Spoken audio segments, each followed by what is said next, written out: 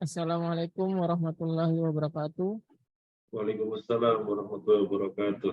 Alhamdulillah nasta'inuhu wa nastaghfiruh wa na'udzu billahi min syururi anfusina wa min sayyiati a'malina. May yahdihillahu fala mudhillalah wa may yudlil fala hadiyalah. Asyhadu an la ilaha illallah wahdahu la syarikalah wa asyhadu anna Muhammadan abduhu wa rasuluh la nabiyya ba'dah. Allahumma salli wa sallim wa barik ala Muhammad wa ala alihi wa ashabi ajmain amma ba'd.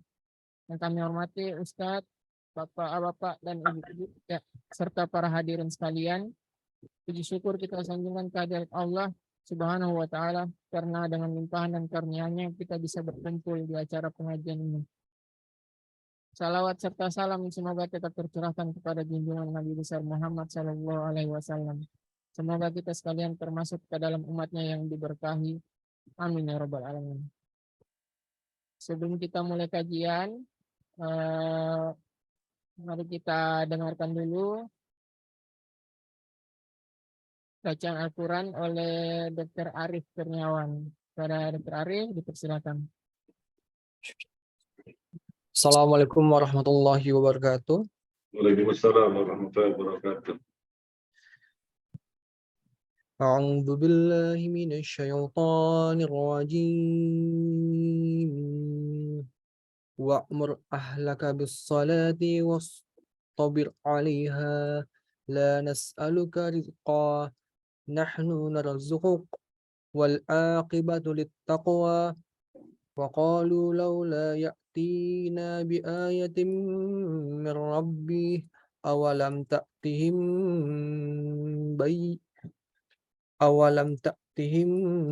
bayyinatu ma fis suhufil ula walau anna ahlaknahum bi'adzabin min qablihi laqalu rabbana laula arsalta ilayna rasulan fanattabi'a ayatika min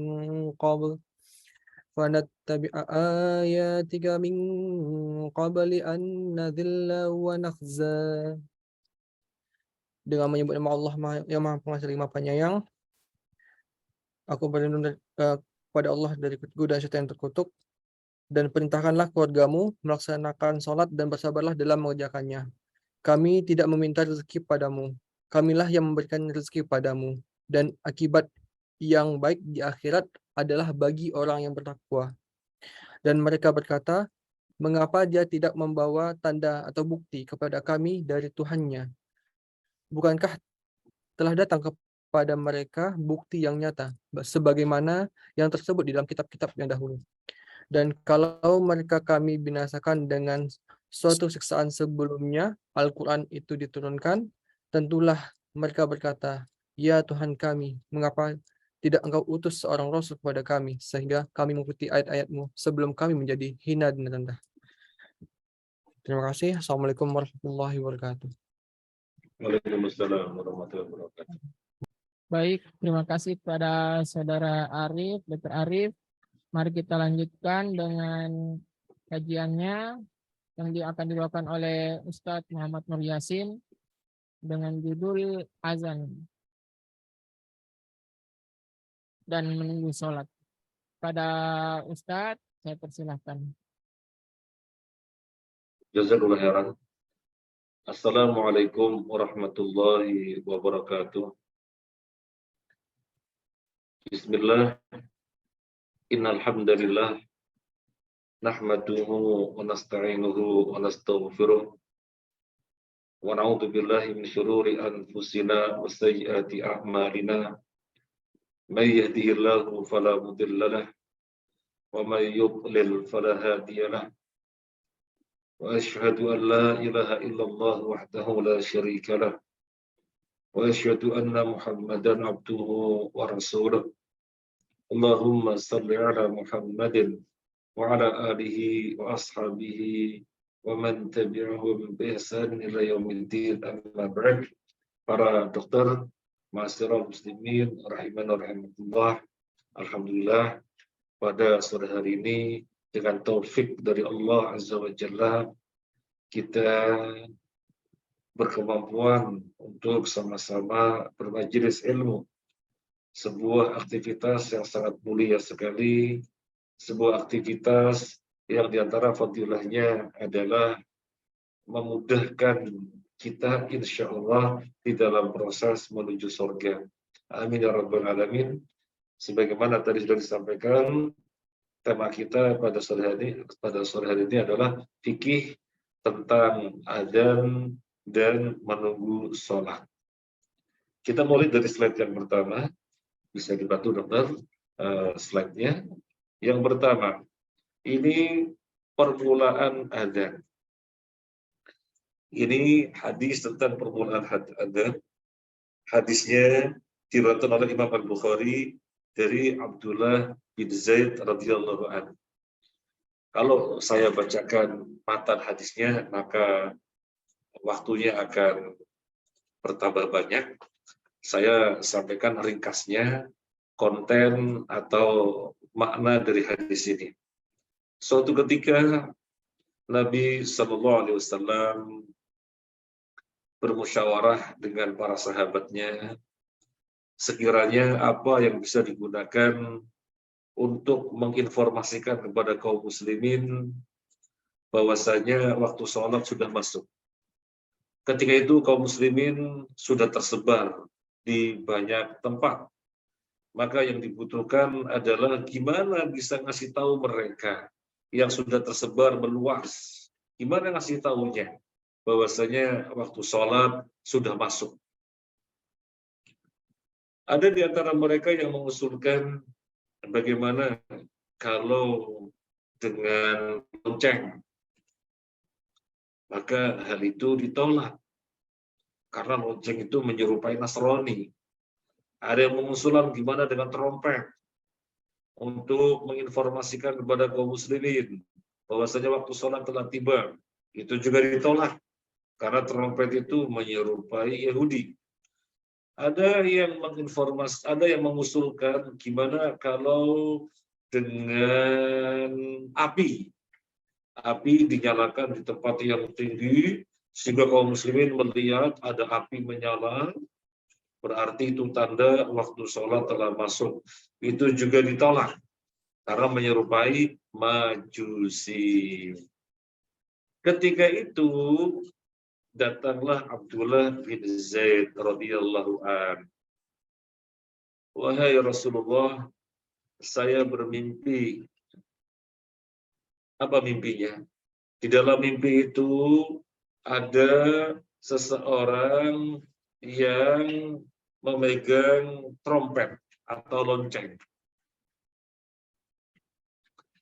Kemudian saya bilang kepada orang itu, sini, saya beli loncengnya atau trompetnya, sini saya beli. Lo buat apa? Saya butuh untuk menginformasikan kepada kaum muslimin bahwasanya waktu sholat telah tiba. Dan orang itu mengatakan, jangan menggunakan seperti ini.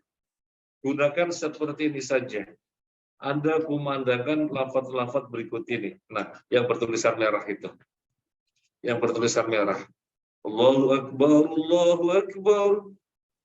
Allahu Akbar, Allahu Akbar. Asyhadu an la ilaha illallah. أشهد أن لا إله إلا الله أشهد أن محمدا رسول الله أشهد أن محمدا رسول الله حي على الصلاة حي على الصلاة حي على الفلاح حي على الفلاح Allahu Akbar, Allahu Akbar, La ilaha illallah. Begitu. Pakai lafaz-lafaz ini saja. Jangan pakai lonceng atau trompet, jangan. Pakai lafaz-lafaz ini, dikumandangkan kepada kaum muslimin bahwasanya waktu sholat telah tiba. Kemudian Sekaligus di dalam mimpi itu orang tersebut mengajari Abdullah bin Zaid tentang lafaz-lafaz qomatnya. Kita lihat yang bertuliskan biru. Jadi ini masih di dalam satu mimpi. Masih dalam mimpi Abdullah bin Zaid. Di dalam mimpi itu diajari qomat, Allahu Akbar, asyhadu an la ilaha illallah, asyhadu anna Muhammadar Rasulullah, hayya 'alas shalah, hayya 'alal falah, qad qamatis shalah, qad qamatis shalah, Allahu Akbar, la ilaha illallah. Begitu, pakai ini saja. Jadi yang pertama adzannya, yang kedua iqamatnya. Demikian Abdullah bin Zaid bermimpi diajari lafaz-lafaz adzan dan iqamat. Kemudian ketika disampaikan kepada Nabi Sallallahu Alaihi Wasallam, Nabi mengatakan, ya gunakan ini. Ya gunakan ini. Kemudian Umar bin Khattab datang, radhiyallahu anhu, dan dia mengatakan, ya Rasulullah, saya bermimpi dengan mimpi yang sama. Saya bermimpi dengan mimpi yang sama sebagaimana Abdullah bin Zaid bermimpi. Allahu Akbar. Jadi mimpinya sama. Maka sejak saat itulah menjadi syariat di dalam Islam untuk menginformasikan bahwasanya waktu salat sudah datang dengan dikumandangkan azan yang lafaz-lafaznya tadi sudah kita bacakan sampai sekarang ini. Demikian permulaan azan. Baik, kita akan melihat beberapa faedah yang bisa kita ambil dari hadis ini. Slide yang berikutnya.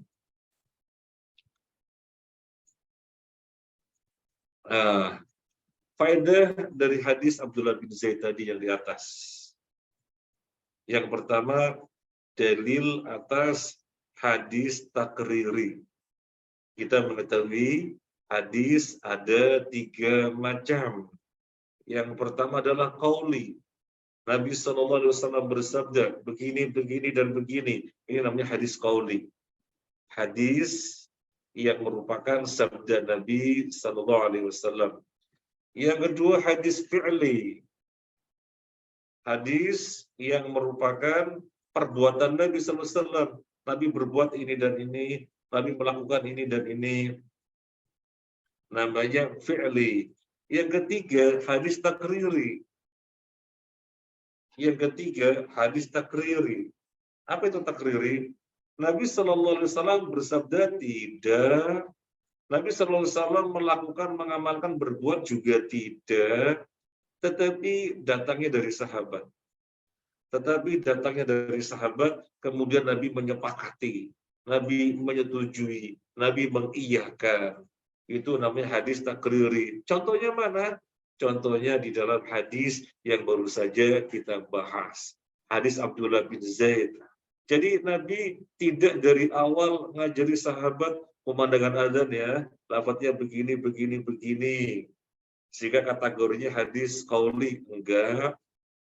Atau Nabi mempraktekkan adzan untuk memberitahukan kaum muslimin bahwasanya waktu salat sudah masuk. Nabi mempraktekkan adzan. Dan para sahabat melihat, oh begitu,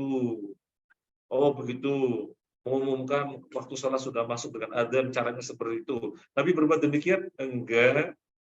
Jadi qauli enggak, qauli enggak, fi'li enggak. Tetapi datangnya dari Abdullah bin Zaid. Abdullah bin Zaid mendapatkannya dari mana? Dari mimpi yang Nabi SAW mengiyahkan. Jadi hadis ini ada 3 macam ini. Entah qauli, sabda Nabi, entah fi'li, perbuatan Nabi, atau entah takriri, ketetapan Nabi, atau kesepakatan Nabi atas sesuatu yang datangnya dari sahabat, maka ketiganya adalah dalil.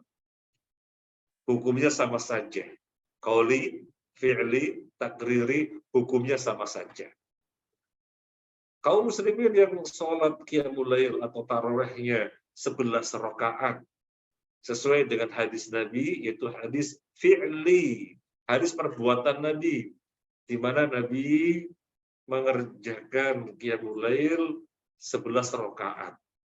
Kemudian kaum muslimin yang mengerjakan tarawih lebih dari 11 rakaat sampai 20 rakaat bahkan lebih.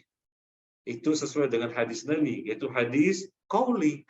Nabi bersabda, qiyamul lail masna masna. Salat malam itu 2 rakaat 2 rakaat. Fa in khasyi'atum as-subha falyutir biwahidatin. Nanti kalau khawatir datang subuh, maka tutuplah dengan witir 1 rakaat. Jadi 2 rakaat, 2 rakaat, 2 rakaat, 2 rakaat, 2 rakaat terus terserah semaunya. Yang jelas kalau khawatir subuh tutup dengan 1. Itu hadis qauli. Maka kaum muslimin yang melakukan salat tarawih lebih dari 11 rakaat, mungkin 20, mungkin lebih, itu sesuai dengan hadis Nabi. Itu hadis qauli. Baik. Jadi dari pembahasan tadi hadis Abdullah bin Zaid, kita di sini mendapatkan poin besar tentang hadis takriri. Tidak semua sandaran itu hanya qauli dan fi'li, tidak, tapi juga takriri. Kalau misalnya zaman sekarang bermimpi, apa lantas bisa jadi dalil? Ya tidak. Nabi SAW sudah tidak ada. Nabi SAW sudah tidak ada. Siapa yang menetapkan? Iya, diterima. Siapa yang menetapkan? Sudah tidak ada Nabi. Jadi setelah Nabi wafat, nggak ada mimpi atau pernyataan seseorang atau apalah kata orang perenungan atau apa kemudian jadi dalil, nggak ada. Siapa yang menetapkan? Sudah tidak ada Nabi. Ya, jadi baik hadis qauli, hadis fi'li, dan hadis takriri adanya ketika Nabi masih hidup. Ini faedah yang pertama. Kemudian faedah yang kedua apa? Larangan tasyabbuh. Apa sih tasyabbuh? Tasyabbuh itu menyerupai orang-orang kafir. Menyerupai apa? Apapun. Apapun. Jangankan di dalam masalah akidah, ibadah, atau keberagaman mereka. Padahal yang tidak terkait dengan keagamaan, tetapi itu merupakan ciri khas mereka, kita tidak boleh ngikutin. Kita tidak boleh niru-niru. Contoh yang terkait dengan keagamaan mereka, mereka punya ritual memperingati kelahiran anak Tuhan, kata mereka. Ya, kita berlepas diri, tidak membuat acara yang niru-niru seperti itu. Dan juga tidak boleh bergabung. Kita harus berlepas diri. Itu di dalam akidah namanya bab al-wala wal bara. Kemudian misalnya mereka memiliki pakaian tertentu yang merupakan ciri khas ritual keagamaan mereka, yaitu tanggal 25 Desember mereka memakai topi yang namanya Sinterklas itu, yang berwarna merah. Itu bukan sekedar topi dikenakan topi, tapi topi khas mereka terkait dengan ritual ibadah mereka. Yaitu perayaan kelahiran anak Tuhan, kata mereka. Kelahiran Nabi Isa, kelahiran Yesus kata mereka. Ya maka nggak boleh kita ikut-ikutan memakai topi Sinterklas, karena itu adalah tasyabbuh, menyerupai orang kafir. Di dalam hadis ini semuanya ditolak oleh beliau.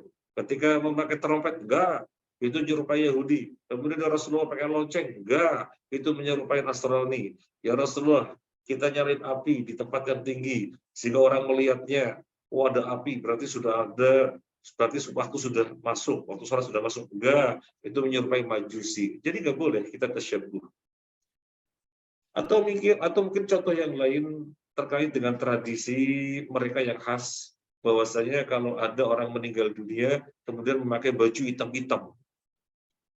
Jadi ketika ada orang meninggal dunia mereka memakai baju hitam-hitam. Dan ini ketika dikatakan sebagai ciri khas mereka, kita nggak boleh ikut-ikutan. Lu kan sekedar memakai baju warna hitam, apa salahnya? Salahnya sisi tasyabbuh. Salahnya sisi tasyabbuh. Sisi menyerupai mereka. Nah, ini yang kedua. Kemudian yang ketiga, Apa faedah dari hadis tadi? Sahabat manusia terbaik di antara umat Nabi. Sahabat adalah manusia terbaik di antara umat Nabi. Umat Nabi Muhammad SAW dimulai dari para sahabat, kemudian tabi'in, kemudian tabi'in, dan seterusnya, sampai kita zaman sekarang ini, sampai nanti, sampai datang hari kiamat. Di antara generasi umat Nabi Muhammad SAW yang paling utama adalah generasi sahabat. Mereka lah orang-orang yang bersama Nabi sebagai santri Rasulullah SAW langsung. Mereka lah orang-orang yang mengambil ilmu langsung dari Nabi. Mereka lah orang-orang yang hidup di saat wahyu berangsur-angsur turun. Maka mereka adalah orang yang paling mengerti tentang agama Islam, paling paham tentang agama Islam, sehingga mereka harus dijadikan parameter di dalam kita beragama. Dan di dalam Al-Quran surat An-Nisa 115, nyata-nyata Allah ancam bagi siapapun yang di dalam keberagamannya tidak mengikuti jalannya sahabat. Allah ancam dalam An-Nisa 115. Ancam dengan apa? Ancam dengan neraka. Jadi para sahabat adalah manusia terbaik di antara umat manusia, umat Nabi Sallallahu Alaihi Wasallam. Sahabat terbaik. Dan kita tadi melihat pembahasan tentang adzan, itu mimpinya siapa? Mimpinya seorang sahabat yang kemudian Nabi iakan, sahabat yang bernama Abdullah bin Zaid. Kemudian ternyata Umar bin Khattab bermimpi dengan mimpi yang sama. Allahu Akbar. Para dokter, rahimahullah, kita kira-kira mimpinya apa ya? Apa mimpinya nagih utang atau dikejar utang misalnya? Apa mimpinya makan sate kambing atau apa mimpi kita? Para sahabat, Masya Allah, mimpinya Nabi tetapkan sebagai bagian dari syariat, itu adzan, sehingga sampai sekarang ini itulah yang dikumandangkan. Jadi sudah jelas bagi kita itu berasal dari mimpinya sahabat yang Nabi tetapkan, namanya hadis takriri. Apa faedah yang keempat? Apa faedah yang keempat? Kita lihat di pada slide. Faedah yang keempat, panggilan untuk sholat ketika sudah datang waktunya adalah adzan. Saya ulangi sekali lagi. Panggilan untuk sholat ketika sudah datang waktunya adalah adzan, bukan dengan yang lain. Oh, sudah maghrib, maka adzan. Allahu Akbar, Allahu Akbar. Oh, sudah isya, maka adzan. Allahu Akbar, Allahu Akbar. Bagaimana dengan selain adzan? Bukan ajaran Islam. Bagaimana dengan selain adzan? Sekali lagi, bukan ajaran Islam. Misalnya pakai kentongan. Oh, sudah masuk maghrib. Tung, tung, tung, tung, tung, tung, tung, pakai kentongan. Enggak dari Islam, bukan dari Islam. Yang dari Islam adalah adzan. Kenapa kita tidak mencukupkan diri dari yang Nabi ajarkan, yaitu adzan, tetapi kita nambah-nambahin dengan sesuatu yang lain, kentongankah, bedugkah, dan yang lainnya, itu tidak pernah ada dari Islam. Yang dari Islam adalah adzan. Nah, kemudian kita lanjutkan yang berikutnya. Yang berikutnya tentang lafaz takbir. Nah ini, lafaz takbir di dalam adzan. Bagaimana melafazkan takbir di dalam adzan? Yang sunnah dan yang utama, dua lafaz takbir dibaca sekaligus dalam satu nafas. Berdasarkan hadis Umar bin Khattab radhiyallahu an, idza qala al-muadzin Allahu Akbar, Allahu Akbar, maka hendaknya faqala ahadukum, seseorang di antara kalian menjawab Allahu Akbar, Allahu Akbar. Hadis Imam Muslim. Jadi melafazkan takbir yang jumlahnya dua itu dalam satu nafas. Jadi prakteknya begini. Allahu Akbar, Allahu Akbar. Allahu Akbar, Allahu Akbar. Jadi dua lafaz takbir dibaca sekaligus dalam satu nafas. Jadi bukan Allahu Akbar, Allahu Akbar, Allahu Akbar, Allahu Akbar. Bukan demikian. Bukan yang nggak boleh, tapi kurang utama. Yang utama sekali lagi dua takbir dibaca sekaligus dalam satu nafas. Allahu Akbar, Allahu Akbar, Allahu Akbar, Allahu Akbar. Demikian. Ini hadis Muslim dari Umar bin Khattab radhiyallahu anhu. Kemudian sekarang pembahasan yang berikutnya tentang menjawab azan. Bagaimana kalau ada muadzin kita yang tidak adzan, ngapain? Kita tidak adzan ngapain? Maka kita bisa lihat hadis Nabi SAW berikut ini, hadis dari Umar bin Khattab dikeluarkan oleh Imam Muslim. Idza qala al-muadzin, kalau seorang muadzin membaca Allahu Akbar, faqala ahadukum, seseorang di antara kalian yang mendengarkannya membaca juga Allahu Akbar. Summa qala asyhadu an la ilaha illallah. Ketika muadzin membaca asyhadu an la ilaha illallah, qala, maka seseorang di antara kalian yang mendengarkannya membaca dengan bacaan yang sama, asyhadu an la ilaha illallah. Summa qala, kemudian ketika muadzin membaca asyhadu anna Muhammadar Rasulullah, qala, maka seseorang di antara kalian yang mendengarkannya membaca dengan bacaan yang sama, asyhadu anna Muhammadar Rasulullah. Summa qala, kemudian ketika muadzin membaca hayya 'alas shalah, qala, seseorang di antara kalian yang mendengarkannya membaca la haula wala quwwata illa billah.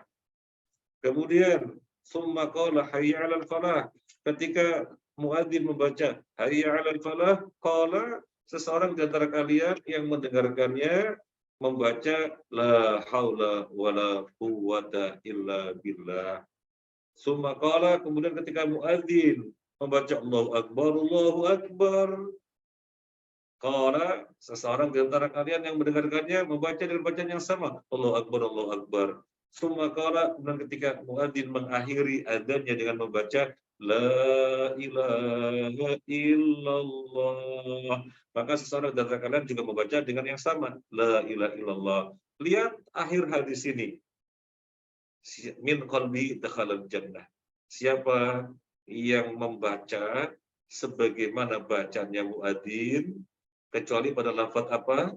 Hayya 'alas shalah dan hayya 'alal falah, yang dibaca adalah la haula wala quwwata illa billah, maka dijamin masuk surga. Allahu Akbar. Amalannya ringan, tapi fadilahnya besar sekali. Oleh karena itu, kalau adzan berkumandang, kita diam. Misalnya kita dengan aktivitas diskusi, ya disudahi dulu aktivitas diskusinya, kita cut, kita potong waktu, diam untuk mendengarkan adzan.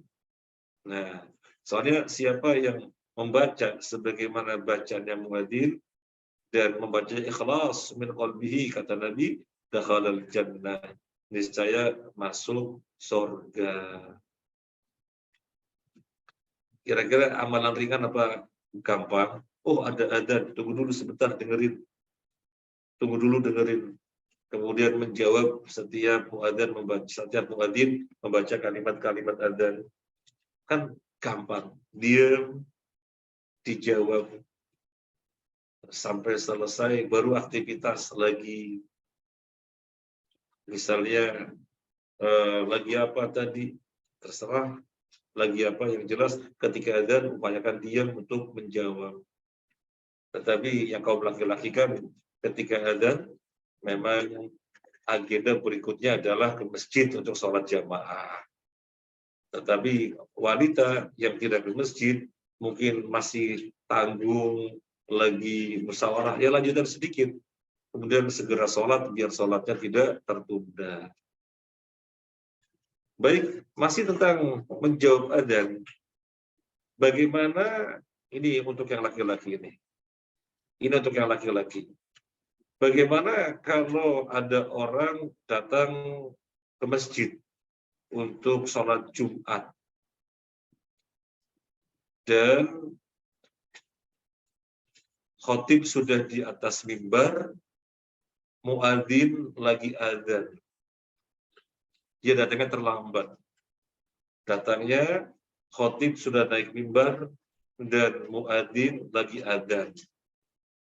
Pertanyaannya, apakah yang baru masuk masjid ini kemudian berdiri diam biar bisa mendengar adzan, kemudian menjawab sebagaimana yang muadzin baca Allahu Akbar, Allahu Akbar, Allahu Akbar, Allahu Akbar.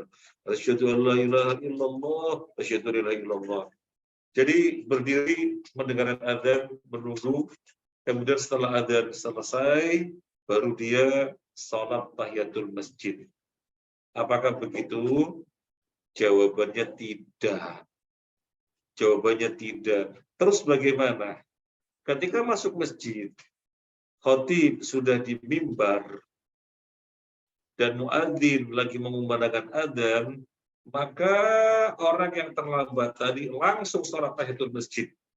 Loh, nggak dengerin adzan? Nggak dengerin adzan. Dan nggak menjawab adzan. Untuk membaca sebagaimana yang dibaca oleh muadzin, enggak. Tapi langsung sholat. Loh, katanya kalau ada adzan mesti didengarkan. Dan hukumnya sunnah. Iya, betul. Tapi dalam hal ini ada kondisi yang berbeda. Jadi ini orang dihadapkan apakah mendengarkan adzan kemudian menjawabnya baru sholat,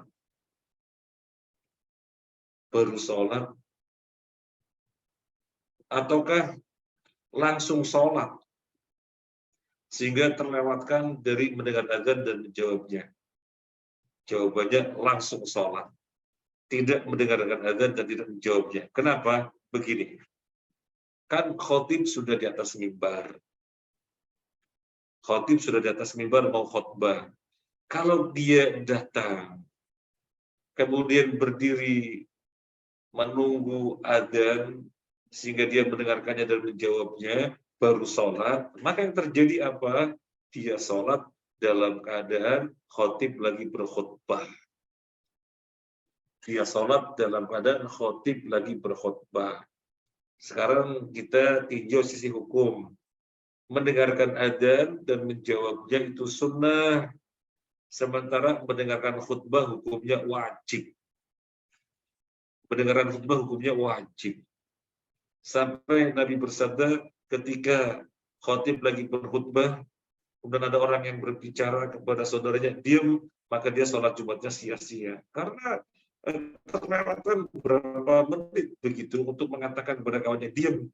Padahal kan bagus menegur, diam lagi khutbah. Tetapi dia dinyatakan sholat Jumatnya sia-sia. Sekedar sah saja. Termasuk ketika khutbah sedang berlangsung, ada orang-orang yang main-main kerikil. Karena pada zaman Nabi masih kan tidak berkeramik. Ada kerikil, orang mutik-mutik kerikil, itu juga dinyatakan sholat Jumatnya sia-sia. Nah, jadi adzan ketika khotib sudah naik, orang yang baru datang tidak mendengarkan untuk menjawabnya, tapi langsung sholat. Soalnya mendengarkan adzan hukumnya sunnah dan mendengarkan khutbah hukumnya wajib. Sehingga lebih utamakan mendengarkan khutbah. Masuk lagi adzan, nggak apa-apa, Allahu Akbar. Adzan berlangsung, nggak apa-apa. Kenapa? Biar sebisa mungkin mendengarkan khutbah dari awal. Biar sebisa mungkin dari awal mendengarkan khutbah. Kalau dengerin adzan dulu, baru kemudian sholat, maka khotib lagi berkhutbah sementara dia lagi sholat, tidak mendengarkan khutbah. Padahal mendengarkan khutbah hukumnya wajib.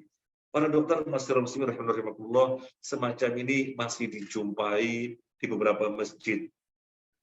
Kok Pak Yasin tahu? Iya, soalnya seringkali di beberapa masjid kita lagi di mimbar.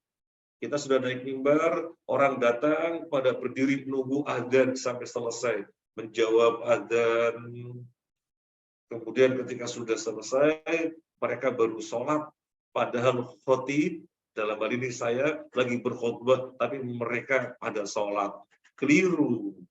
Mereka mengutamakan yang sunnah, yaitu mendengarkan adzan, dengan mengabaikan yang wajib, yaitu meninggalkan khutbah. Jadi yang semestinya masuk, karena khotib sudah naik mimbar, langsung sholat, sunnah tahiyatul masjid.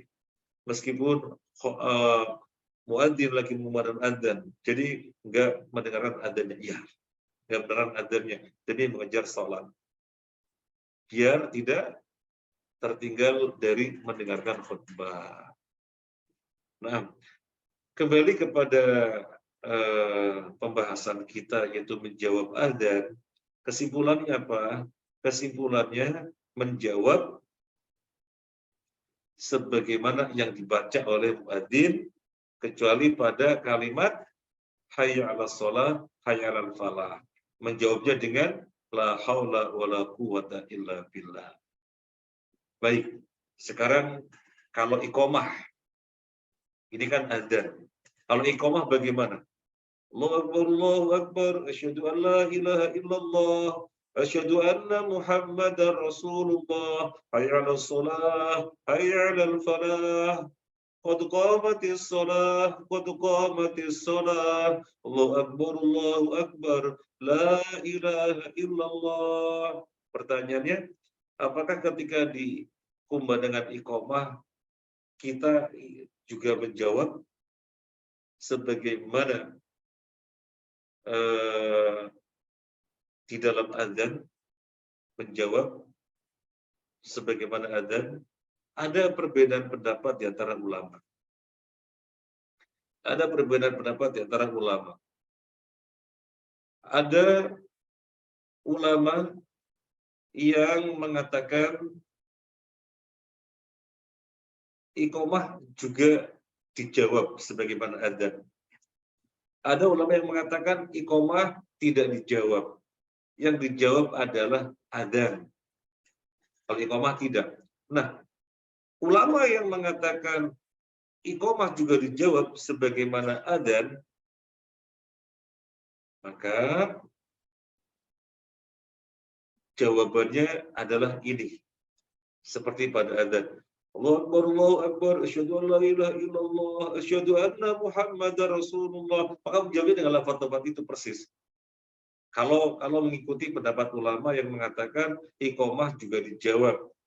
Kalau mengikuti pendapat ulama yang mengatakan iqamah nggak perlu dijawab, ya maka tidak menjawab. Nah, yang mau kita sampaikan adalah ada amalan yang tidak berdasar. Jadi ketika iqamah, Allahu Akbar, asyhadu an la ilaha illallah, asyhadu anna Muhammadar Rasulullah, kemudian sampai pada qad qamatis shalah, dijawab aqamahallahu wa adamaha. Ada yang aqamahallahu wa adamaha wa ja'alana min ibadikas shalihin. Maka ini amalan tidak ada dalilnya. Ini amalan tidak ada dalilnya. Jadi tidak dilakukan. Kalau memang mau menjawab iqamah, karena mengikuti pendapat ulama yang mengatakan iqamah juga dijawab, maka jawabannya adalah seperti adzan. Bukan aqamahallahu adamaha, bukan, itu nggak ada dalilnya. Baik, sedikit melebarkan tentang orang yang sholatnya Jumat sia-sia. Orang yang sholat Jumatnya sia-sia. Gara-gara apa? Gara-gara tidak mendengarkan adzan, soalnya main kerikil. Pertanyaannya, lalu bagaimana dengan ngutak-ngutik HP, khotib lagi berkhutbah, ada jamaah ngutak-ngutik HP. Padahal kerikil saja menjadikan Jumatnya sia-sia, apalagi HP. Kalau kerikil kan sekedar diutak-utik kanan, kiri, maju, depan. Tidak ada sesuatu yang lebih dari itu. Kalau ngutak-ngutik HP, ya lebih dari itu. Pengen lihat ini, pengen ke sana, pengen ke sini. Jadi sudah gak kemana-mana, tambah parah. Bahkan tentu lebih sia-sia lagi. Apakah masih ada kaum muslimin ketika khotib berkhutbah kemudian dia ngutak-ngutik HP? Bukan masih ada, banyak. Loh kok Pak Yasin tahu? Ya, ketika berkhutbah di mimbar melihat para jamaah ngutak-ngutik HP.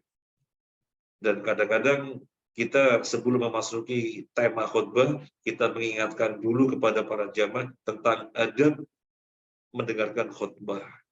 Mengingatkan mereka, soalnya cukup sering terjadi. Nah, baik, sekarang yang berikutnya, poin yang kelima, yaitu kapan adzan. Kapan dikumandangkan adzan? Ada dua riwayat yang kita nukilkan di sini. Yang pertama adalah hadis Ibnu Samurah. Kana Bilal yu'adzinu idza dahadat. Fala yuqimu hatta yahruja Nabi sallallahu alaihi wasallam. Fa idza kharaja aqama as-shalah hina yarahu. Bilal adzan ketika matahari sudah tergelincir. Berarti ini tentang apa? Tentang waktu zuhur, Pak. Tentang waktu zuhur. Bilal adzan ketika matahari tergelincir. Ketika itu dia adzan. Artinya apa? Adzan itu di awal waktu. Adzan itu di awal waktu. Memang sebagaimana hikmah ditetapkannya, yaitu untuk mengumandangkan, untuk menginformasikan, memberitahukan kepada kaum muslimin bahwasanya waktu sholat telah datang. Maka adzan itu dikumandangkan di awal waktu. Jadi yang kita ambil dalil untuk zuhur saja. Tapi maksudnya sama. Sholat-sholat yang lainnya juga demikian. Dikumandangkan adzan ketika masuk waktu. Terus bagaimana biar tidak tertinggal, biar tidak terlambat? Biar tidak terlambat ya masing-masing masjid muadzinnya sudah siap sebelum waktu sholat itu datang. Dan alhamdulillah di mana-mana masjid, musola sudah menjalankan syariat ini. Sehingga adzan benar-benar dikumandangkan di awal waktu. Jadi muadzinnya sudah siap. Oh, 1 menit lagi, maka ditunggu. Begitu sudah datang 1 menit, langsung ada di semua masjid, semua musola begitu. Tetapi memang masih ada dijumpai azan itu, yang penting azan, meskipun waktunya sudah 1 jam yang lalu. Waktu masuk sholat loh, jam 11.20 misalnya. Tapi musola dan beberapa musola dan beberapa masjid, khususnya di pedesaan, baru adzan itu jam 1. Baru adzan jam 1. Kenapa?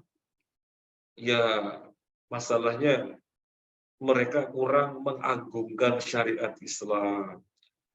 Padahal sudah masuk waktu sholat, tapi mereka masih sibuk di sawah. Masih sibuk di tambak. Tanggung sampai 1 jam berikutnya. Kemudian baru pada pulang dari sawah, pulang dari tambak, kemudian adzan. Waktunya sudah 1 jam yang lalu, bahkan lebih. Demikian juga sholat asar. Waktu asar itu misalnya sekarang jam 3:05 misalnya. Tapi mereka baru menggunakan adzan 4:05. Soalnya 4:05 baru pulang dari sawah. Nah, seperti ini tidak tepat. Kenapa terjadi demikian? soalnya tidak mengagungkan syiar-syiar Islam. Allah berfirman, "Wa may yu'azzim sya'airallahi fa innaha min taqwal qulub." Barang siapa yang mengagungkan syiar-syiar Islam, maka itu adalah bentuk ketakwaan di dalam hati. Kemudian kalau kita lanjutkan pembahasan hadis Bilal ini, fala yuqimu hatta kharaja Nabi sallallahu alaihi wasallam, atau hatta yahruja Nabi sallallahu alaihi wasallam, dan Bilal tidak mengiqamati hingga Nabi keluar. Oh, Nabi sudah keluar dari rumahnya baru Bilal mengiqamati. Jadi kapan mengiqamati? Mengiqamati itu ketika muadzin melihat imam sudah keluar. Oh, imam sudah keluar, maka muadzin mengiqamati. Jadi bukan dengan timing yang ditempel di dinding. Bukan dengan timing yang ditempel di dinding. Ya bukan kita melihatnya salah, tapi melihatnya kurang pas. Kurang pasnya di mana? Orang datang, semestinya kan langsung sholat. Datang, mestinya langsung sholat. Tetapi tidak jadi sholat gara-gara apa? Ya, tinggal 1 menit lagi, mana cukup. Akhirnya datang, nggak langsung sholat. Gara-gara ada timer yang di dinding, ya kurang 30 detik lagi. Akhirnya nggak jadi sholat. Jadi ketika tidak ada timer, maka tidak terganggu. Yang jelas masuk langsung sholat. Urusan kemudian imam keluar, muadzin mengiqamati, ya sudah, selesai disudahin. Jangan dipaksakan sampai 2 rakaat salam, nggak boleh. Kalau sudah diiqamati, ya sudah selesai. Nabi bersabda, la sholata idza iqamati sholah. Atau kata Nabi, tidak ada sholat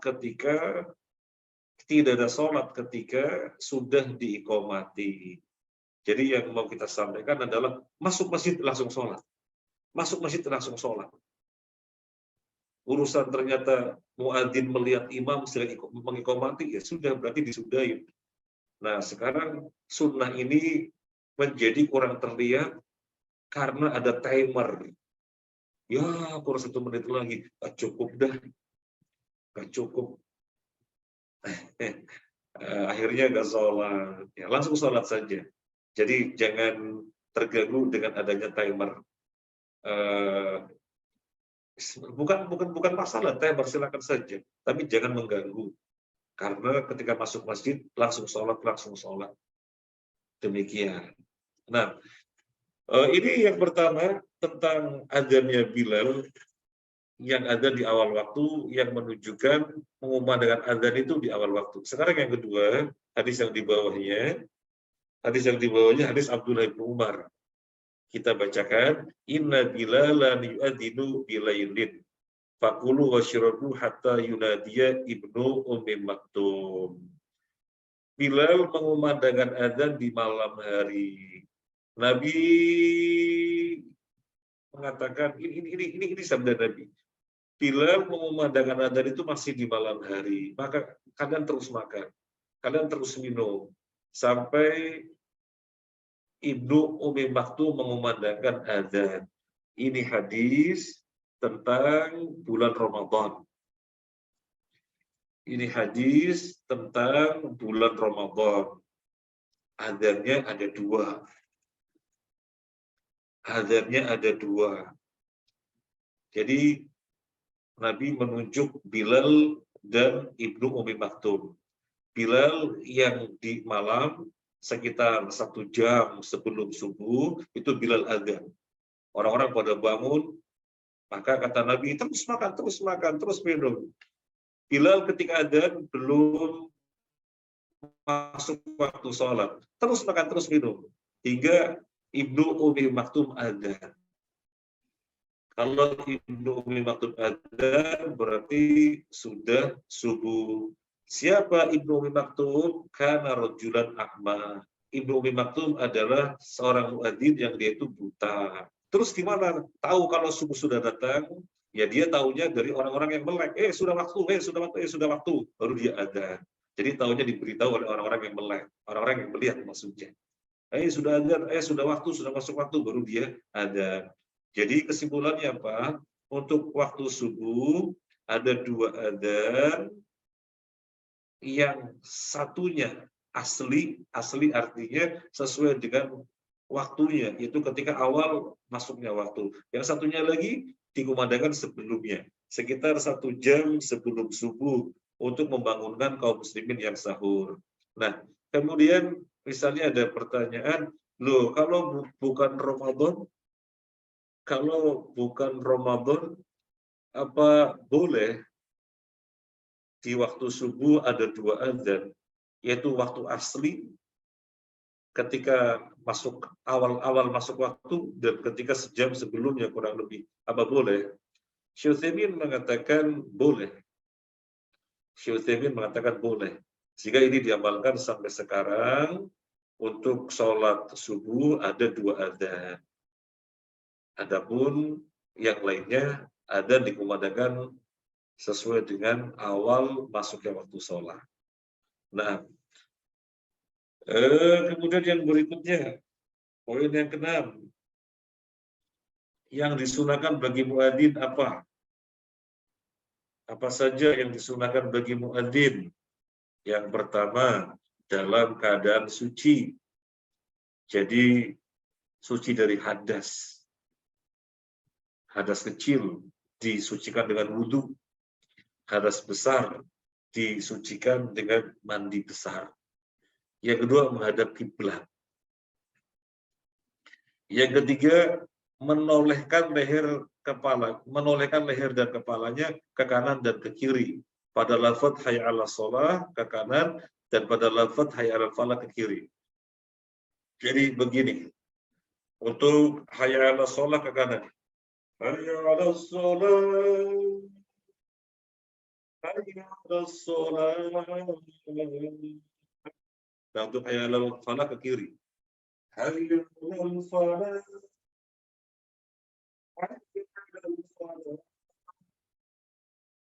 Nah, ini menolehkan leher dan kepalanya ke kanan dan ke kiri ketika pada lafaz hayya 'alas shalah hayya 'alal falah. Berdasarkan hadis Bukhari di bawahnya kita nukilkan itu, an Aun bin Abi Juhaifah an abihi annahu ra'a Bilalan yu'adzinu fa ja'altu atatabba'u fahu hahuna wa huna bil adzan rawal Bukhari. Seseorang melihat Bilal adzan dan orang ini ngikuti Bilal, mulutnya begini ke kiri ke kanan, mulutnya begini ke kiri. Jadi mempraktekkan. Yang dimaksud adalah ketika hayya 'alas shalah, jadi leher dan kepala ditolehkan ke kanan, kemudian ketika hayya 'alal falah, leher dan kepala ditolehkan ke kiri. Jadi bukan kalau dia ke depan terus, mic-nya di depan, sudah ngadep mic terus. Ya memang pakai mic ya.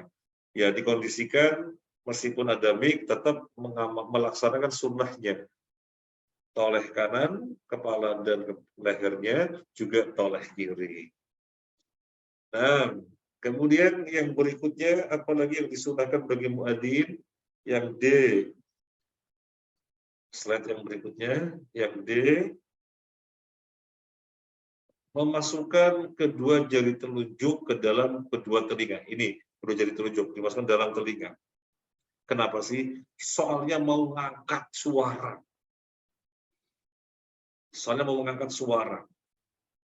Nanti pada poin E itu ada sunnah meninggikan suara.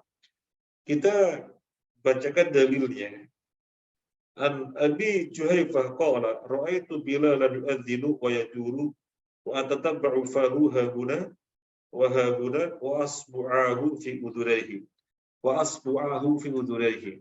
Aku melihat Bilal, maka aku ngikuti gitu ya, praktek ngikuti Bilal gimana adzan, dan aku melihat Bilal kedua jari telunjuknya dimasukkan ke dalam telinga.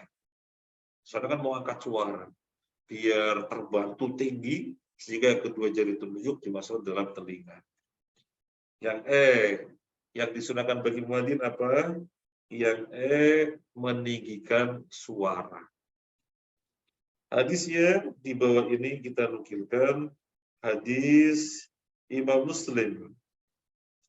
Hadis Imam Muslim. Ini Abu Sa'id Al-Khudri radhiyallahu an mengatakan kepada seseorang. Nah, kita bacakan terjemah bebasnya ya. Saya lihat ente kok suka mengembalakan kambing ya. Ente suka mengembalakan kambing di tempat yang terpencil. Nanti gini. Kalau pas sudah waktu sholat, ente adzan dengan suara yang lantang. Ente adzan dengan suara yang lantang. Kemudian kita lihat yang bertuliskan merah.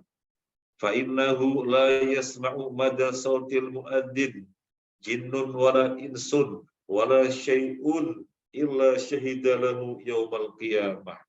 Tidaklah mendengarkan suara adzan sejauh mana, baik itu jin, manusia, atau apapun, kecuali dia akan menjadi saksi pada hari kiamat.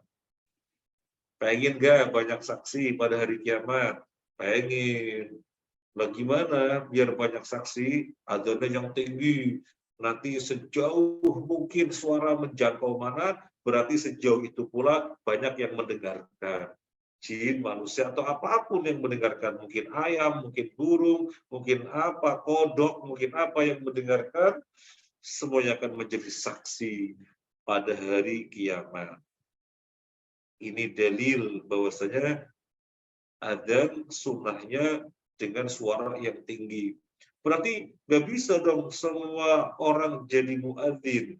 Bukannya nggak bisa, semua orang bisa jadi muadzin. Tetapi untuk mendapatkan keutamaan, maka dipilihlah yang suaranya tinggi dan lantang.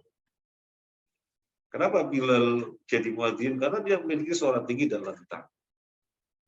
Nah, kemudian yang berikutnya, tenggat waktu antara adzan dan iqamah.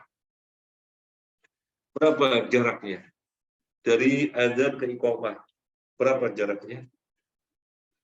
Tidak ada ketetapan tertentu dari syariat mengenai tenggat waktu antara adzan dan iqamah. Nggak ada ketetapan dari syariat berapa durasinya, nggak ada. Hal ini berpulang kepada jamaah suatu masjid, musola, langgar, surau. Seberapa waktu yang dibutuhkan untuk bersuci dari hadas, keberangkatannya ke masjid, dan sholat sunnah rawatib. Jadi sepakat. Ini berapa nih durasinya nih, tenggat waktunya berapa? Mengingat warga kita nggak semuanya dekat. Ini yang sholat di masjid ini nggak cuma satu RT. Ada RT ini lebih luas, ada yang jauh. Nanti yang jauh ketika datang mau sholat qobliyah sudah nggak cukup gara-gara ada iqamahnya disegerakan, maka agak ditambahlah. Sepakat jamaah berapa yang pas, yang sekiranya cukup untuk berwudu, kemudian berangkat ke masjid, kemudian sholat sunnah rawatib, dan untuk zuhur ada 4 rakaat sebelum zuhur, kan begitu. Jadi biar bisa terkerjakan semuanya, berilah waktu yang cukup. Tentunya tidak sunnah suatu masjid atau musola yang setelah adzan buru-buru iqamah, nggak sunnah. Kenapa tidak sunnah? Ketika diketahui warganya itu ada yang jauh dan kemudian aktivitas mereka ketika dengar adzan tidak bisa langsung wudu, harus mandi dulu barangkali karena kelepotan sama lumpur atau apa, dan diketahui begitu warganya, kok buru-buru iqamah, maka tidak sunnah. Yang sunnah adalah memperhatikan yang maslahat untuk warga sehingga cukup bersuci dari hadas, cukup untuk keberangkatan ke masjid, dan cukup untuk sholat sunnah rawatib. Disepakati berapa menit, misalnya 10 menit, misalnya 15 menit, misalnya 20 menit, kan beda-beda ya masjid. Warganya jauh dekatnya beda-beda. Nah, urusan kemudian mereka datang nggak dapat rawatib, ya berarti salah dia. Kenapa datangnya terlambat? Oh sudah sepakatan kok. Oh sudah sepakatan kok, dengan 15 menit sudah cukup. Dengan 20 menit sudah cukup, sudah sepakatan. Kok dia kemudian ngeluh kecepatan karena akhirnya nggak sempat rawatib, itu salahnya dia. Dia berarti yang berangkatnya kurang awal, kan sudah kesepakatan. Kalau dirasa ternyata itu kecepatan, dia musyawarah lagi yang pasnya berapa. Demikian. Jadi ini tentang tenggat waktu antara adzan dan iqamah, tidak ada ketentuan yang dari syariat, tidak ada. Sekarang yang berikutnya, yang ke-8, tidak boleh keluar dari masjid setelah dikumandangkan adzan. Tidak boleh keluar dari masjid setelah dikumandangkan adzan. Maksudnya bagaimana? Dari tadi kita lagi di masjid. Mungkin baca Al-Quran, atau mungkin lagi terlibat musyawarah di masjid, atau mungkin lagi terlibat istirahat di masjid barangkali. Kemudian begitu adzan pergi, nggak boleh. Dari tadi di masjid, begitu adzan pergi meninggalkan masjid, tidak boleh. Kita lihat hadis Imam Muslim yang kita nukilkan. An Abi Sya'tha qala kunna qu'udan fil masjid ma Abi Hurairah. Suatu ketika kami lagi duduk di masjid bersama Abu Hurairah radhiyallahu an. Fadzana al-muadzin. Ketika itu seorang muadzin mengumandangkan azan. Faqama rajulun minal masjid yamshi fatba'ahu Abu Hurairah basarahu hatta kharaja minal masjid. Nah, muadzin mengumandangkan azan, waktu itu dilihat ada seseorang yang berdiri pergi meninggalkan masjid. Maka Abu Hurairah liatin terus. Abu Hurairah sampai orang ini keluar dari masjid. Abu Hurairah matanya ngikutin terus. Kemudian setelah itu Abu Hurairah mengatakan, faqala Abu Hurairah, maka berkata Abu Hurairah, amma hadza faqad asa Abul Qasim sallallahu alaihi wasallam. Adapun orang ini telah bermaksiat kepada Abul Qasim, telah bermaksiat kepada Nabi sallallahu alaihi wasallam. Abu Hurairah seorang sahabat yang mendampingi Nabi 4 tahun, nggak pernah melepas Nabi. Jadi Nabi kemana diikuti terus, kecuali kalau Nabi pulang ke rumah, Abu Hurairah tidak bisa ngikutin. Tapi ketika berada di luar rumah, Nabi kemana saja diikuti terus selama 4 tahun. Maka hadisnya kan paling banyak di antara para sahabat. Hadis Abu Hurairah sejumlah 5.000 sekian. Karena paling melazimi Nabi, terus ngikutin Nabi. Nah, Abu Hurairah melihat pemandangan yang demikian dari tadi di masjid, kemudian ketika muadzin mengumandangkan adzan malah pergi meninggalkan masjid.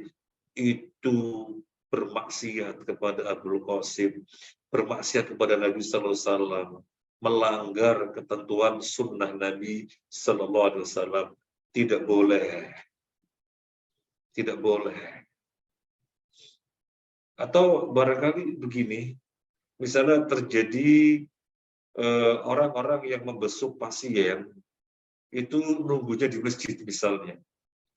Dan ketika adzan berkumandang, mereka biasanya risih karena kan barangkali masih ada keperluan ngurus apa, mereka yang tidak ikut sholat gitu ya. Seharusnya kan ya sholat dulu, apapun ya harus ditinggal. Kalau sholat tentu didahulukan dari apapun, kecuali yang darurat itu ya, seperti dokter operasi dan yang semacamnya yang tidak mungkin ditinggalkan. Nah, mereka pembesuk pasien itu awalan di masjid, begitu adzan pada bubar. Semacam itu tidak boleh. Tidak boleh. Kemudian sekarang yang berikutnya, doa setelah adzan. Yang berikutnya, doa setelah adzan, poin yang ke-9. Apa doa setelah adzan? Ini hadis riwayat Imam Al-Bukhari dari Jabir bin Abdullah.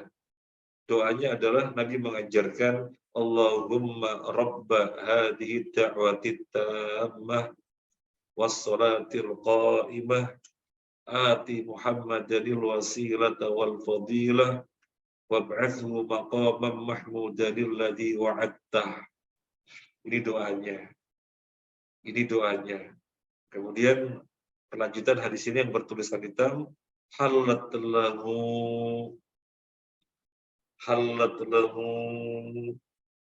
syafaati yaumal qiyamah.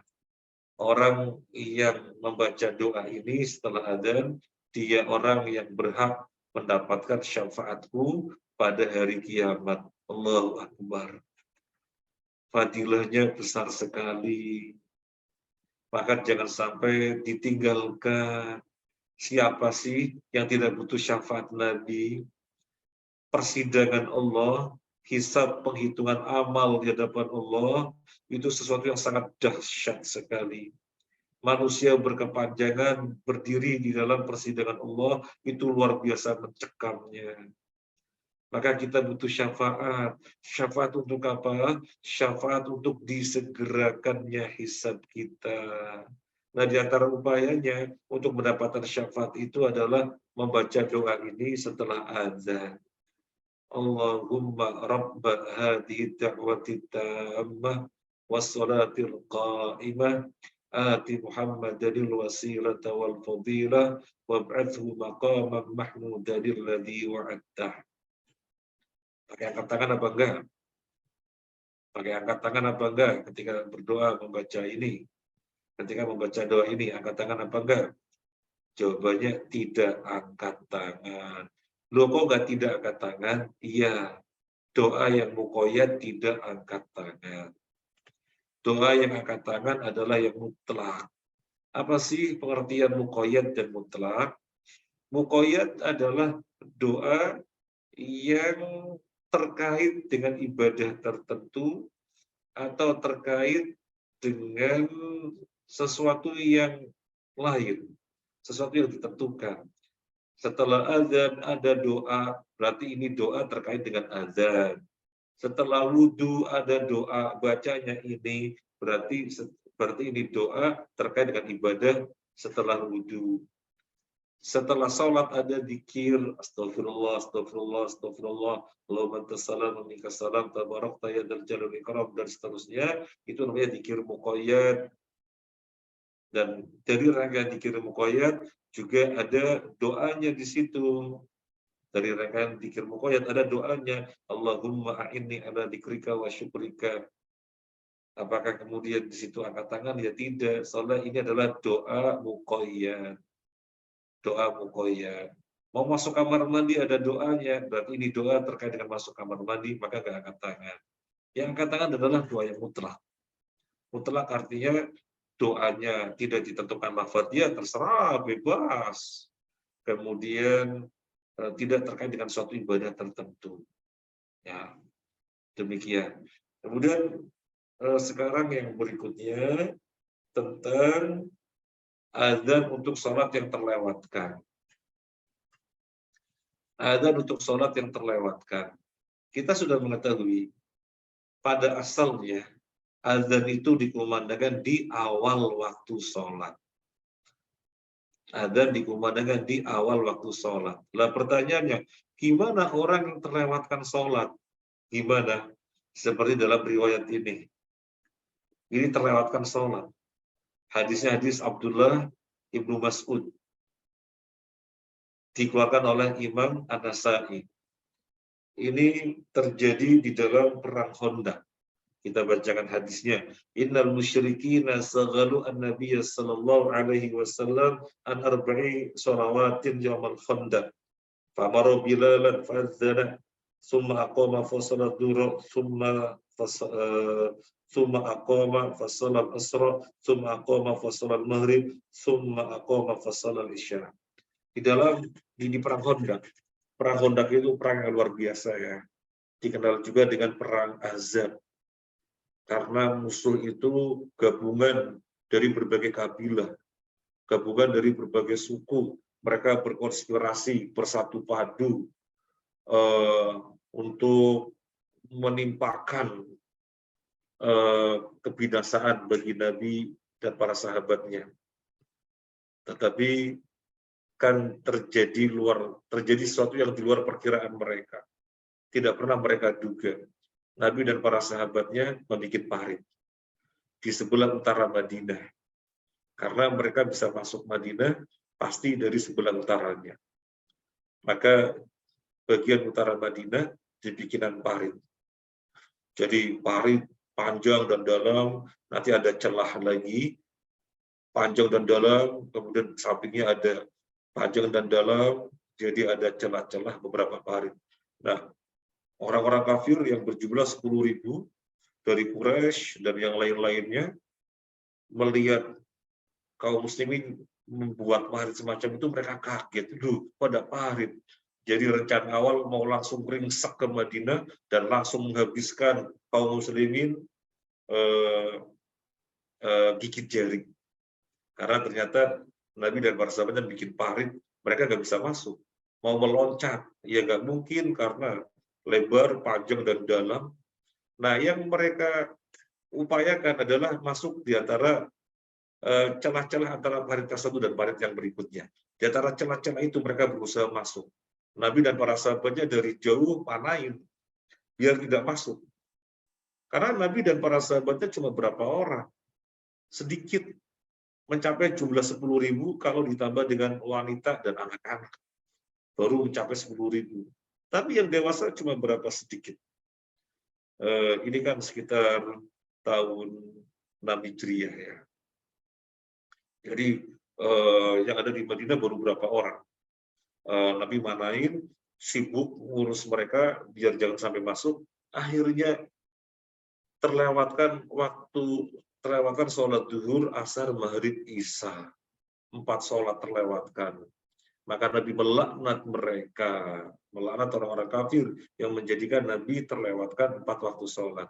Nah, ketika itu Nabi memerintahkan Bilal, Bilal, adzan. Maka Bilal pun adzan. Kemudian diiqamati untuk sholat zuhur, diiqamati lagi untuk sholat asar, diiqamati lagi untuk sholat maghrib, diiqamati lagi untuk sholat isya. Jadi adzannya sekali, yang berikutnya tinggal iqamah. Nah, terkait dengan pembahasan kita, berarti tetap adzan ya. Kalau waktu sholat sudah terlewatkan, iya, tetap adzan. Demikian juga pernah suatu ketika Nabi SAW bersama rombongan dalam riwayat pulang dari perang Khaybar. Pulang dari perang Khaybar. Kemudian perjalanannya masuk waktu malam. Sebenarnya para sahabat meminta Nabi Rasulullah sekiranya kita bisa beristirahat sehingga di sini. Nabi mengatakan saya khawatir nanti terlewatkan subuhnya. Tapi kemudian Bilal mengatakan ya Rasulullah, insya Allah saya yang berjaga. Jadi nanti saya bangunkan, saya yang berjaga ya Rasulullah. Karena Bilal bilang begitu, ya akhirnya Nabi istirahat dan para sahabat yang lain istirahat. Qadarullah, Bilal yang senderan, yang bersandar juga tertidur. Malah yang bangun pertama kali Nabi SAW dan bangun dalam keadaan matahari sudah terbit. Maka Nabi yang membangunkan Bilal. Dan semuanya bangun, dan mereka bersuci. Nabi perintahkan Bilal adzan. Dan Bilal adzan, mengiqamati, kemudian salat subuh 2 rakaat. Dan sebelum salat subuh 2 rakaat, mereka salat qobliyah dulu. Qobliyah subuh 2 rakaat, baru salat subuh. Dalam keadaan matahari sudah terbit. Sekaligus ini menunjukkan dalil, waktu salatnya orang yang ketiduran adalah ketika bangun. Saya ulangi lagi, waktu salatnya orang yang ketiduran adalah ketika bangun. Terkait dengan pembahasan kita, berarti tetap ada. Meskipun sudah terlewatkan. Nah, demikian pula misalnya kita rombongan. Rombongan kemana nih? Rombongan mau ke Trawas. Mau acara Daurah Sabtu Ahad. 2 hari 1 malam. Nah, misalnya kita rombongan. Nah, kita ini pengen singgah di masjid pas waktu sholat. Biar jamaah sama mukim, sama warga situ. Tapi yang namanya perjalanan kan tidak mesti macet apalah gitu. Sehingga sampai masjid terlambat. Mereka sudah bubar sholatnya. Kita nyampe masjid, misalnya jam 2 baru nyampe. Pertanyaannya, kita bersama rombongan, apakah tetap adzan apa tidak? Jawabannya iya. Kan sudah terlewatkan? Iya betul terlewatkan. Maka kita tetap adzan. Berapa orang misalnya, ayo ada yang adzan. Tetapi tentunya tidak keras sebagaimana muadzin masjid itu. Karena sudah diadzani. Tapi kita rombongan yang terlewatkan dari awal waktu sholat tadi tetap adzan. Adzan yang sekiranya rombongan kita mendengarkan baru diiqomati. Seandainya tidak adzan, paling nggak iqomah. Seandainya tidak adzan, paling nggak iqomah. Kemudian yang berikutnya, ini masih ada 2 slide lagi. Ada 3 malahan ya. Insya Allah kita lanjutkan pada pertemuan mendatang di taufik min Allah. Jadi tertunda ya biar tidak kesorean. Barangkali setelah ini juga masih ada sharing-sharing. Monggo, saya kembalikan kepada Master of Ceremony.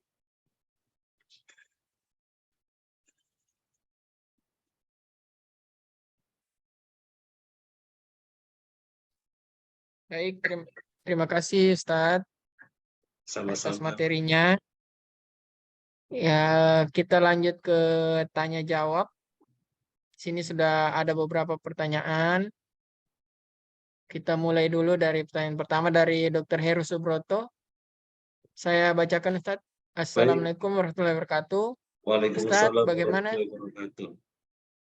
Ustadz, bagaimana sikap jamaah yang terlambat datang sedang khotib tengah berkhutbah?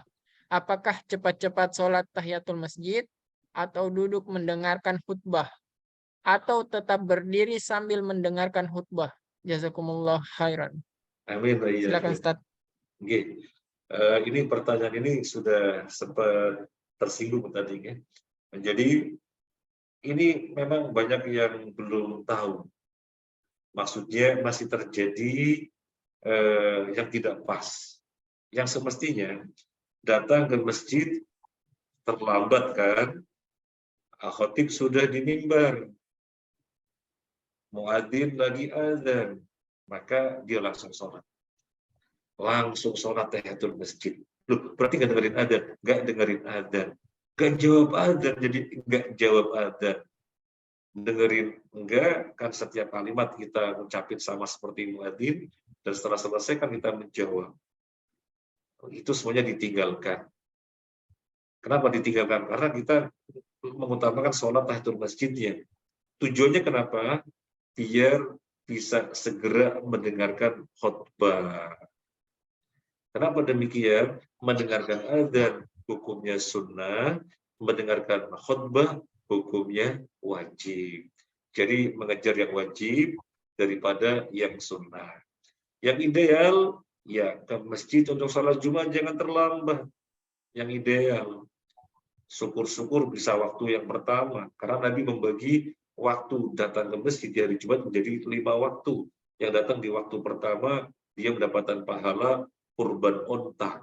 Yang datangnya di waktu kedua, dapatan pahala korban sapi, kemudian korban kambing, kemudian yang ketiga bersedekah dengan ayam, dan waktu yang kelima bersedekah dengan telur. Jauh sekali korban onta dengan korban telur. Nah, jauh sekali. Makanya kalau kita bisa mengupayakan di waktu yang pertama, Masya Allah. Kalau enggak, ya paling enggak di waktu kedua. Jangan datang di waktu yang terakhir, waktu kelima. Kalau khotib sudah naik mimbar itu waktu kelima. Demikian, Dokter. Baik, kita lanjut ke pertanyaan berikutnya. Dari Dr. Idar Sunandar. Ustadz, izin bertanya dan mohon diluruskan. Apakah azan hanya dikumandangkan pada saat waktu sholat? Pernah saya mendapat masjid yang mengumandangkan azan sebelum masuk waktu sholat subuh dengan alasan untuk membangunkan jamaah di sekitar masjid untuk sholat lail. Mohon arahannya. Baik. Ini sebagaimana tadi sudah tersinggung juga, sudah terbahas. Kalau selain subuh mengumandangkan azan di awal waktu. Kalau subuh selain yang di awal waktu ada azan tambahan sebelumnya sekitar 1 jam sebelum subuh. Itu ketika orang-orang butuh sahur dan itu dilakukan di bulan Ramadan. Tetapi kemudian ada pembahasan apakah di luar Ramadan juga masih dilanjutkan, jadi tidak di Ramadan saja, tapi juga di luar Ramadan. Sebagian ulama membenarkan, termasuk Syekh Utsaimin rahimahullah ta'ala membenarkan. Syekh Utsaimin mengkiaskan dengan perbuatannya sahabat Utsman. Utsman radhiyallahu an melakukan tambahan adzan pada sholat Jumat. Jadi sebelum adzan yang asli, yaitu awal masuknya waktu zuhur, maka sekitar sejam atau lebih sebelumnya dikumandangkan adzan terlebih dahulu, itu di hari Jumat. Nah, untuk subuh juga ditambah adzan sebelumnya. Syekh Utsaimin mengkiaskannya dengan perbuatan Utsman ini. Ada yang membenarkan. Baik, pertanyaan selanjutnya Ustadz dari Ilu Irana. Assalamualaikum Ustadz, izin bertanya bagaimana cara menjawab salam? Bagaimana cara menjawab salam ketika kita sedang sholat? Apakah dijawab setelah kita selesai sholat? Terima kasih. Bagaimana menjawab salam ketika kita sholat? Mungkin ada orang tidak tahu kalau kita lagi sholat. Dia mengucapkan salam, Assalamualaikum. Tidak mungkin kita menjawab Waalaikumsalam warahmatullah. Sholat kita batal kalau begitu. Karena yang kita baca di dalam sholat hanya lafaz-lafaz yang merupakan lafaz sholat. Dan yang dibenarkan karena dibenarkan syariat, seperti berdoa ketika sujud, berdoa sebelum salam, atau berdoa ketika menjumpai ayat rahmat, kita memohon rahmat, berdoa ketika menjumpai ayat tentang adzan, kita berlindung kepada Allah dari adzan, maka itu dibenarkan. Tetapi terlepas dari itu, tidak ada bacaan atau lafaz apapun kecuali lafaz sholat. Sehingga menjawab salam, Assalamualaikum, Waalaikumsalam, yang batal salatnya. Terus bagaimana cara menjawabnya? Bilal radhiyallahu anhu pernah ditanya dengan pertanyaan yang seperti ini. Gimana kalau kita lagi sholat, ada orang salam, cara jawabnya bagaimana? Bilal mengambil contoh pakai syarat begini. Jadi pakai tangan begini. Pakai tangan begini. Sehingga orang tahu, oh lagi sholat. Demikian. Baik Ustadz, kita lanjut lagi. Banyak pertanyaannya Ustadz. Dari Dr. Arif Kurniawan. Izin bertanya Ustadz, siapakah yang paling berhak untuk iqomat?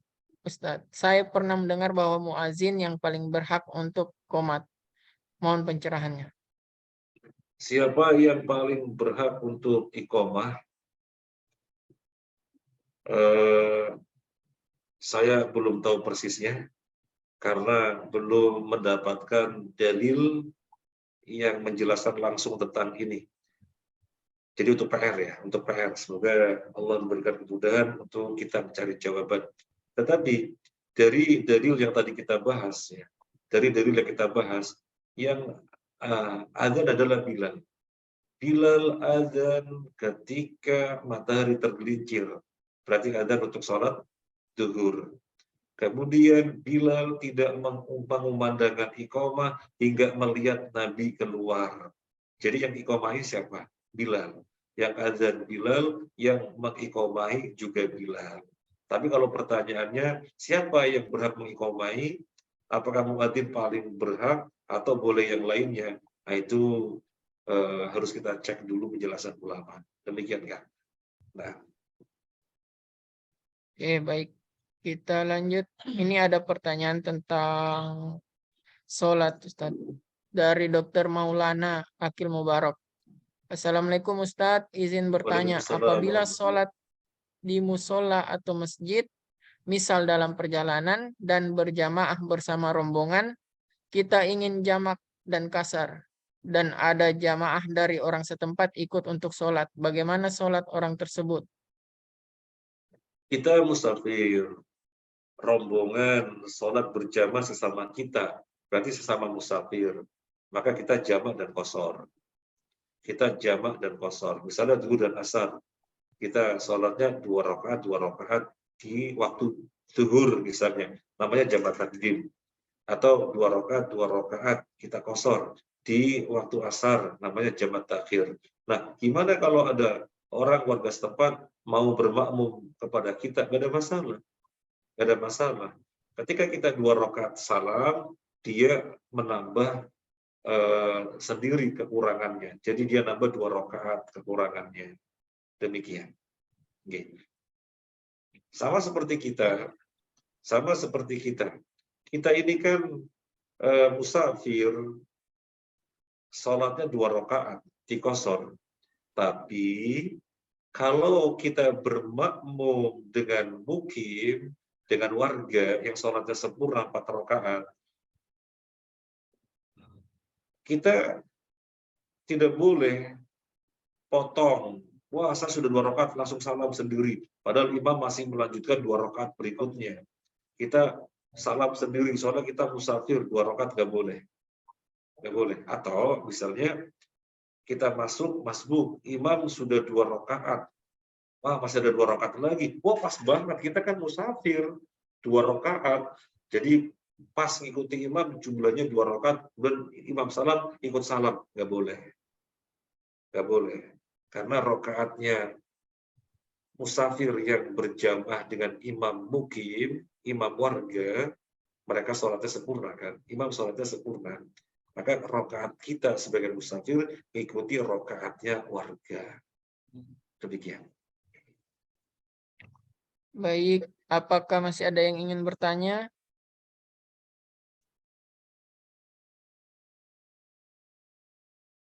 Baik, kalau tidak ada mungkin pertanyaan terakhir dari saya, Ustadz.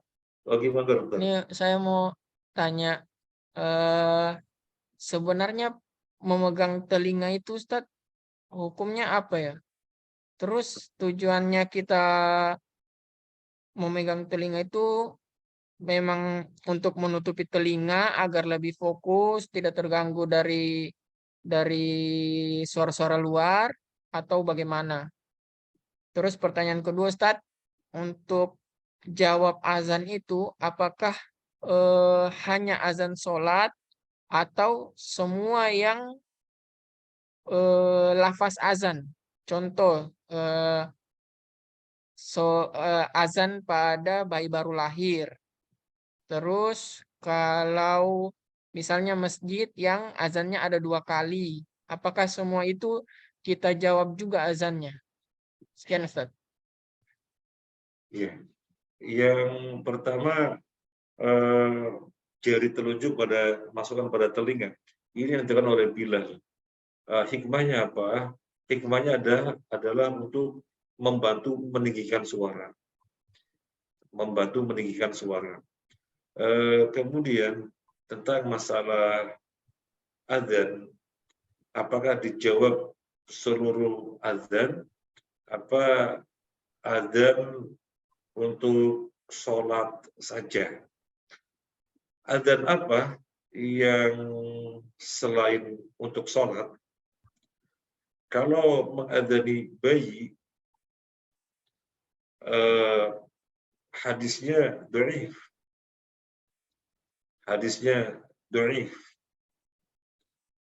Sehingga yang terbaik kita tidak mengamalkan. Karena hukum asal ibadah adalah haram.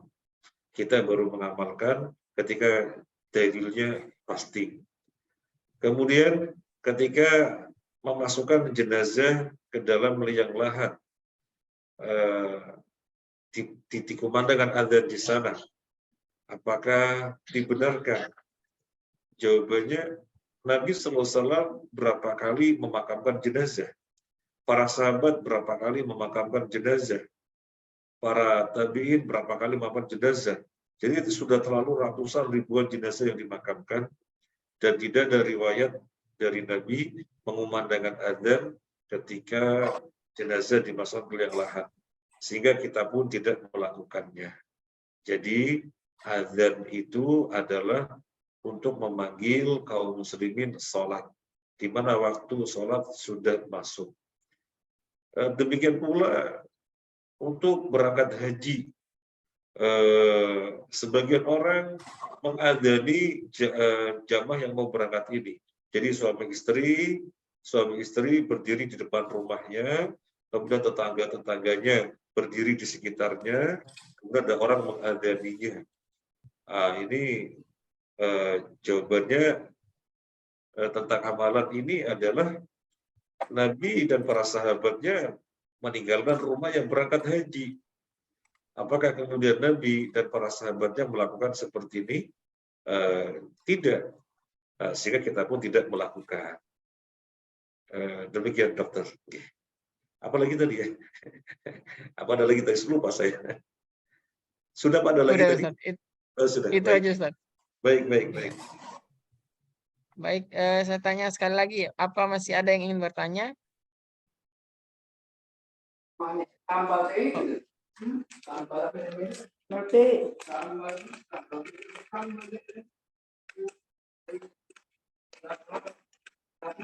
Baik, kayaknya sudah. Setiap ini kenapa?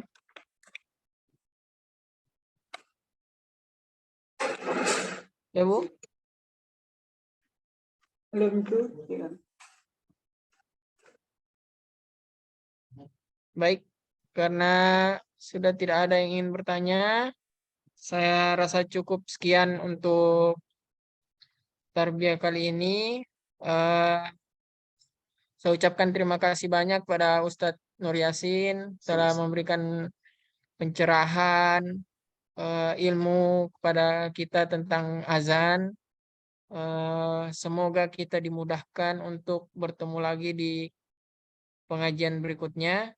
Saya tutup dengan doa kafaratul majelis. Subhanallah wa bihamdik, asyhadu an la ilaha illa anta, astaghfiruka wa atubu ilaik. Wabillahi taufiq wal hidayah. Wassalamualaikum warahmatullahi wabarakatuh. Waalaikumsalam warahmatullahi wabarakatuh.